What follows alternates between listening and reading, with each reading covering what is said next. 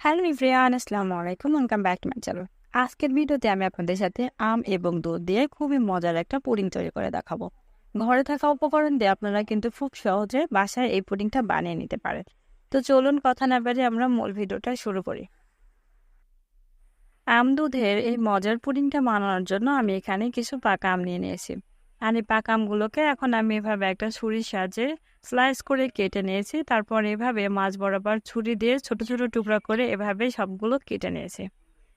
এখন কেটে রাখা এই আমগুলোকে আমি এভাবে একটা চামচের সাহায্যে এভাবে চামচ দিয়ে উঠিয়ে নিচ্ছি। দেখুন, এভাবে যদি চামচ দিয়ে আপনারা উঠিয়ে নেন তাহলে কিন্তু এটা কিউব আকারে হয়ে যাচ্ছে। অনেক বেশি পেকে গেলে আবার এভাবে তুলতে সমস্যা হয়, তখন আপনারা আমের পিউরি বের করে তারপর আগার আগার দিয়েও কিন্তু জেলি বানিয়ে নিতে পারেন। তো আমি এখানে এই সবগুলো আম এভাবে চামচের সাহায্যে ছোট করে কিউব করে কেটে নিয়েছি। সবগুলো আম আমি এভাবে কিউব করে কেটে আলাদা বাটিতে এভাবে উঠিয়ে নিয়েছি। এখন আমি এটাকে সাইড করে রেখে দেবো, পরে এটা ইউজ করব। তো আমি এখানে পুডিংটা বানানোর জন্য এখানে একটা পাত্র বসিয়ে নিয়েছি। এখন এই পাত্রের ভিতরে আমি দিয়ে দিচ্ছি 1 কেজি পরিমাণ গরুর দুধ। আর গরুর দুধটা দিয়ে দেওয়ার পরে আমি এটাকে কিছুক্ষণ জাল করে নেব। আমি অনেক বেশিক্ষণ জাল করব না। এই দুধটাকে আমি শুধুমাত্র একবার বলক ওঠা পর্যন্ত এভাবে একটু জাল করে নেব। যখন এভাবে একবার বলক উঠে আসবে তখন আমি এর ভিতরে দিয়ে দিচ্ছি 150 গ্রাম পরিমাণ চিনি। চিনির পরিমাণটা আপনারা যে যেমন যতটুকু মিষ্টি খান সেই অনুযায়ী চিনির পরিমাণটা বাড়িয়ে কমিয়ে নিতে পারেন। চিনিটা দিয়ে দেওয়ার পরে আমি এভাবে নেড়ে চেড়ে খুব ভালোভাবে চিনিটা মিশিয়ে নেব। চিনিটা খুব ভালোভাবে মেল্ট হয়ে যাওয়ার পরে এখন আমি এর ভিতরে দিয়েছি 10 টাকা দামের যে গুঁড়া দুধের প্যাকেট আছে, সেই এক প্যাকেটের গুঁড়া দুধ। এখন আমি এই গুঁড়া দুধটা দিয়ে দেওয়ার পরে এভাবে একটা চামচের সাহায্যে খুব ভালোভাবে নেড়ে দিব, যেন এই গুঁড়া দুধগুলো নিচে দলা পাকিয়ে না থাকে। গুঁড়া দুধটা খুব ভালোভাবে মিশিয়ে নেওয়ার পরে আমি এখন এই দুধটাকে আরো 2 মিনিটের মতো একটু বলক উঠিয়ে নেব। এখন আমাদের এর ভিতরে দিতে হবে মেন ইনগ্রিডিয়েন্টস, আর এটা হচ্ছে আগার আগার পাউডার।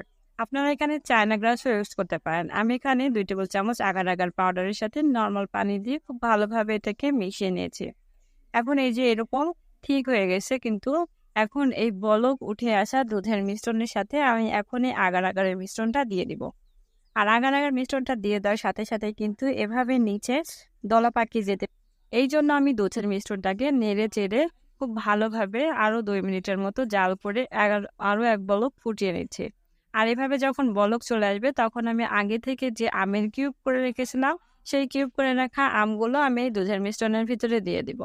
অনেকে বলে থাকেন যে এভাবে আমের পুডিং বানালে আমটা কিন্তু দুধের সাথে সেট হয় না।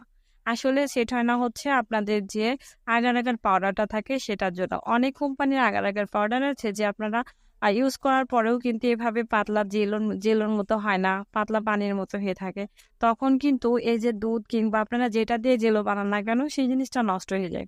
এই জন্য আপনারা বাজার থেকে কেনার সময় অবশ্যই আপনারা হাইকো বা অর্গানিক এই 2 কোম্পানির আগার আগার পাউডারটা কিনবেন। তাহলে কিন্তু আপনাদের যে জিনিসটাই বানাবেন সেটা কখনোই নষ্ট হবে না, একবারেই সেট হয়ে যাবে। আগার আগারের মিশ্রণটা দেওয়ার সাথে সাথেই কিন্তু এই যে মিশ্রণটা সেটা কিন্তু অনেকটা গাঢ় হয়ে যাবে।